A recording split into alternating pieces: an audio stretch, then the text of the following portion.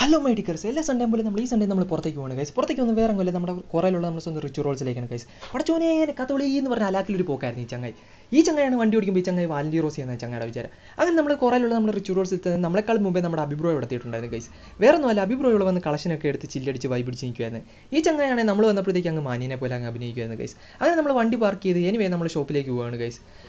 അപ്പോഴാണ് നമ്മുടെ അനന്തുബ്രോയ്ക്ക് ആ കോൾ വന്നത് ഗൈസ്. ഈ ചങ്ങായാണ് ഏത് സമയത്തും ഫോണിലാണ് ഗൈസ്. ആരെയാണോ എന്തോ നോ ഐഡിയ സർജി, നമ്മൾ എന്തിനാ അത് തലമുണ്ടാക്കുന്നത്? That's none of your my business. നമ്മൾ ഫുഡ് കഴിക്കാനാണ് വന്നത്. അപ്പോൾ ഫുഡ് എന്ത് ഓർഡർ ചെയ്യണമെന്ന് ആകെ മൊത്തത്തിൽ ഒരു കൺഫ്യൂഷൻ. അങ്ങനെ അവസാനം 2 ജംബോ റോളും പറഞ്ഞ് അഭിക്കുട്ടനാണെങ്കിൽ ഒരു ഫ്രൈഡ് ചിക്കനും പറഞ്ഞു. ഈ ചങ്ങായി നിങ്ങളൊന്ന് സൂക്ഷിച്ച് വെച്ചോ. ഈ ചങ്ങായാണ് ഒരു രക്ഷയില്ലാത്ത മനുഷ്യനാട്ടോ. റിച്ച് റോൾസിലെ ആൾ ഇൻ വൺ ആയിട്ടുള്ള ഒരു വ്യക്തിയാണ് ഈ ചങ്ങായി.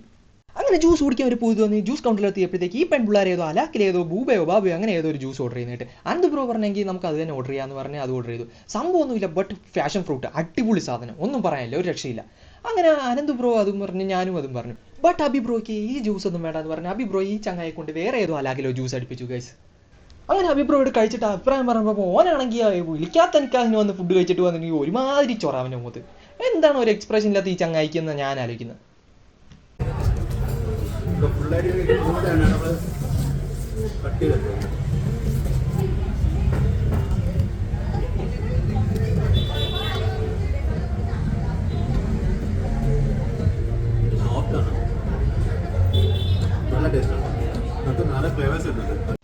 അപ്പോൾ ഈ വീഡിയോ ഇത്രയുള്ളൂ ഗൈസ്. ഇനി പുതിയ വീഡിയോ ആയിട്ട് കാണാം. Okay, bye guys.